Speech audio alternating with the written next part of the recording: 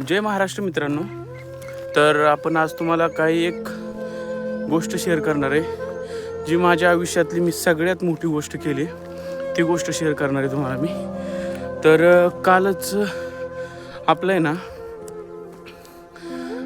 जमीन घेतली आपण, तर त्याचं कालच रजिस्ट्रेशन पूर्ण झालं नाही का फायनली.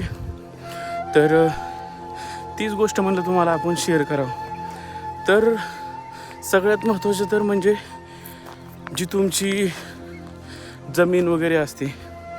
माझ्या वडिलांनी म्हणजे काही कारणास्तव वगैरे नाही का, जी गावाकडं जमीन होती, म्हणजे अजून बी आहे, भरपूर आहे, माझ्यापुरती तर आहेच. तर त्यातली 1 एकर नाही का काही कारणास्तव विकली होती.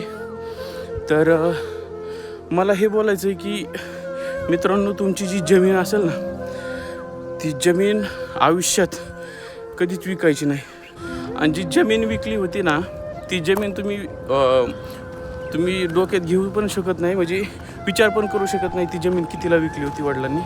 म्हणजे त्यावेळेस त्यांचं कारण असेल तसं महत्त्वाचं, त्यामुळे ती जमीन विकली होती. 1 एकर होती, म्हणजे अजून बी आहे आपल्याकडे जमीन असं नाही, पण ती त्यातली 1 एकर फक्त 40,000 रुपयांनी विकली होती.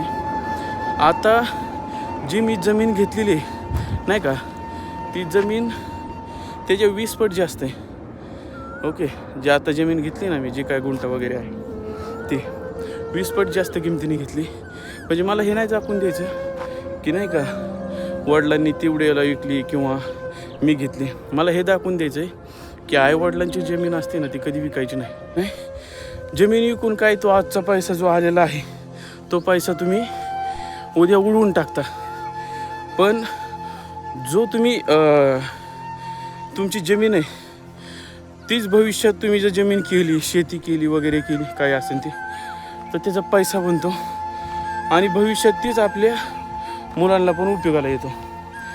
तर तीच आपण जमीन तर आयुष्यात कधी विकणार नाही, हे तर काळ्या दगडावरची पांढरी रेषे. राहिली गोष्ट, आपण जमीन जी घेतली, ती जमीन घेतली आपण स्वतःच्या हिमतीवर. असं नाही की जमीन विकली, आयफोन घे किंवा गाड्या घे, असल्या गोष्टी नाहीत केल्या. आपण जमीन स्वतःच्या हिमतीवर घेतली आणि स्वतः घेतली, पुण्यामध्ये ती पण काय. तर तीच गोष्ट म्हणलं तुम्हाला शेअर करावं. आणि कसं असतं माहिती आहे का, कुठलीही गोष्ट असेल ना काय, ती स्वतःच्या हिमतीवर करायची कधी. काय दुसऱ्याच्या जी जमीन आहे आईबापाची वगैरे, ती विकून जर तुम्ही ती गोष्ट करता तर ती खूप चुकीची गोष्ट आहे मित्रांनो. हेच मला संदेश द्यायचा होता. आणि माझी जी इच्छा होती, अजून भरपूर गोष्टी आहेत ज्या आपल्याला पूर्ण करायच्यात आयुष्यामध्ये, तर त्या गोष्टी पूर्ण केल्या 100% तुम्हाला पण शेअर करणार मी.